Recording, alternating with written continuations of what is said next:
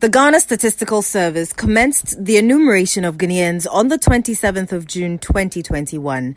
The exercise is to count citizens in order to help government plan its management and allocation of the country's resources. However, the exercise faced some challenges. On July 18th, which was the initially advertised deadline, data from the Greater Accra region was at 55%, necessitating a mop-up exercise. A second mop-up exercise was conducted in 8 districts within the Greater Accra region to round up people who were yet to be captured in the exercise. With a few days to the deadline of the exercise, government statistician Professor Samuel Kobenenim says, with the exception of the Greater Accra region, all other regions have attained the 99% coverage mark.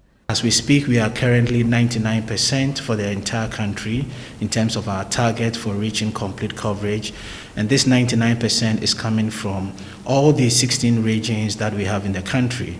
We said in our last release that with the exception of Greater Accra that we had 93%, all the other 15 regions had crossed 99%.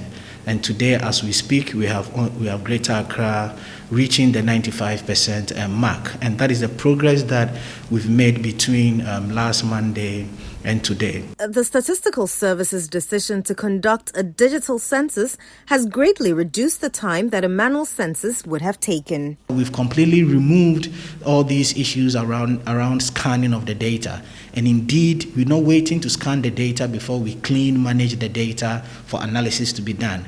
As I speak to you now, we have a fair sense of how our population pyramid would look like. Obviously, after the cleaning, and the estimate is going to vary a little bit. We know how the age-sex ratio is looking at. This is because of the benefit of technology. On Tuesday, some enumerators besieged the offices of the Ghana Statistical Service, expressing their unhappiness over their new contracts for the mop-up exercise. The fourth enumerator contract was negotiated at 2,500 plus. Yes, and this time around, the mop-up is something called support. You have to support the first enumerator on the field. And we are supposed to take 1,000 plus for, let's say, 2 weeks. And dividing it, they are saying, the census officers are saying they are paying 330 for 3 days. Yeah. And also, we are looking at our transport means because most of us are from different locations. Our residents are far from the Greater Accra city.